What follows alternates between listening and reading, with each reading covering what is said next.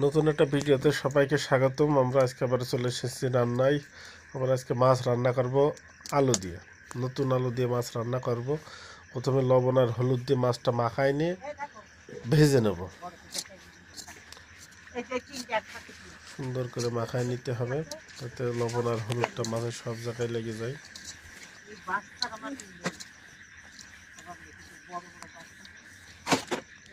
আপনারা দেখতে পাচ্ছেন এখানে আমরা মাছগুলো মাখায় নিলাম। এখন কড়াইতে তেল দিয়ে দিচ্ছি,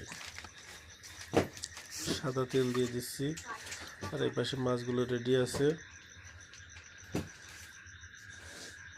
আর এই পাশে আলু কেটে রাখছি, নতুন আলু আপনারা দেখতে পাচ্ছেন। তেলটা গরম হয়ে গেছে,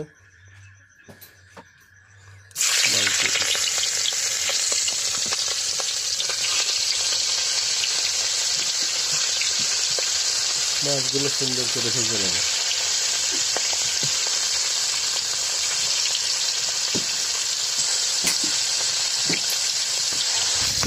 বেশ সুন্দর করে কড় করে ভেজে নেব। এটা বেশ সময় দিয়ে রাখি। এখন মাছগুলো উল্টাই দেবো।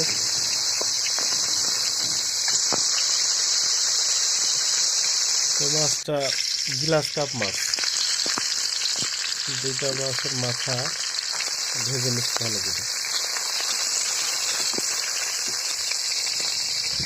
আমাদের মাছগুলো ভাজা হয়ে গেছে, আমরা উঠায় রেখেছি। এখন মাছ ভাজা কড়াইয়ের মধ্যে আমরা আলু ধুয়ে রাখা আলুটা দিয়ে দেবো। আলুটা সুন্দর মতো ভেজে নেব।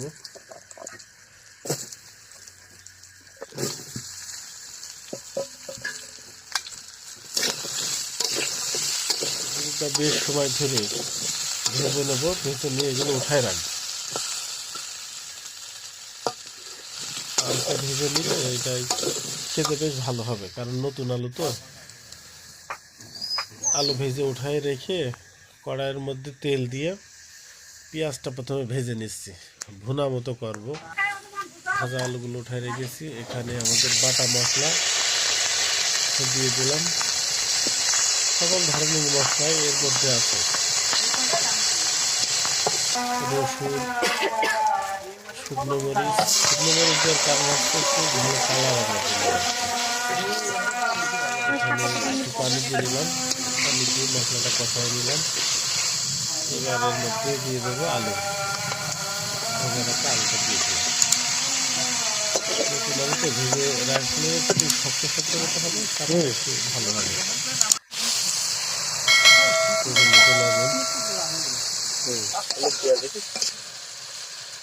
হলুদ দিয়ে দিলাম। আমাদের মশলাটা সব জায়গায় ভালো মতো মাখানো হয়ে গেছে। এখন কষানোর জন্য একটু পানি দিয়ে নিলাম। এপাশে মাছ ভেজে রাখা আছে। আমাদের আলুটা বেশ সময় ধরে আমরা কষায় নিয়েছি। আর একটু ঝোলের পানি দিয়ে দিলাম। আসলে আলুটা আগের থেকে ভাজা রয়েছে, যার কারণে ওই ধরনের কষানোর দরকার নেই। আগে ভাজা আছে, যার কারণে একটু সিদ্ধ সিদ্ধ হয়ে গেছে। আর এখন আর একটু জাল দিয়ে এখন ঝোলের পানিটা দিয়ে দিলাম। এবার আমরা মাছগুলো দিয়ে দেব।